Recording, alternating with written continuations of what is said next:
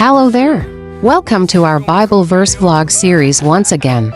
Today, we're delving into the eternal story of the book of Psalms, focusing on chapter 83, verses 1 to 18.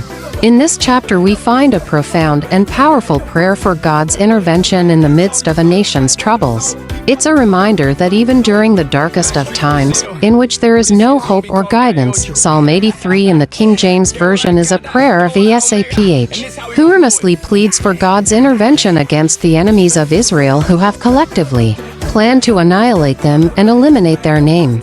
It underscores the foe's malicious plans, their united front against their sworn enemies, and the sinister acts they are about to undertake.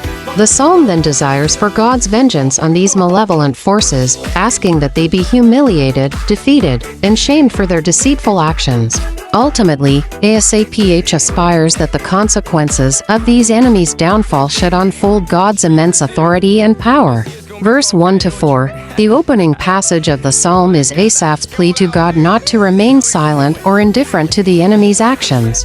He describes the foes as making a murmuring noise v2 and lifting their heads with presumptuous pride v2, devising ways to annihilate Israel v3 and to obliterate their memory v4. Verse 5-8, Asaph goes on to names the specific nations involved in the conspiracy: Edom, Ishmaelites, Moab, Hagarites, Jabah, Ammon, Amalek, Philistines, and Tyre, along with Assyria joining them as allies. Verse 9-12, the psalm continues to demand God's judgment on these malevolent forces, citing previous instances where God demonstrated his power to destroy his enemies Midianites, Sisera, Jabin, Oreb, Zebulun, Zebah, Zalmunna. Verse 13-16, the following verses further express the plea for God's judgment, urging that these enemies be scattered like chaff, their faces filled with shame, and that they all turn their faces toward the Lord day after day. Verse 17-18, Asaph desires that the enemies be disarmed and vanquished, that God be glorified, and that all may recognize his glory and majesty over all the earth. What does Psalm 83 teach us?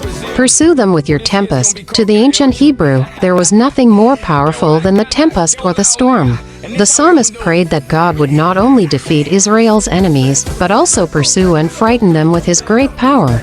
The story unfolds as a nation reaffirms their allegiance to God, asking for strength to overcome their foes and wisdom to comprehend the wicked actions they commit. It's an inspiring testimony of the power of faith and the wisdom derived from trusting in the Lord. Thank you for joining us today as we delve into this captivating chapter of the book of Psalms.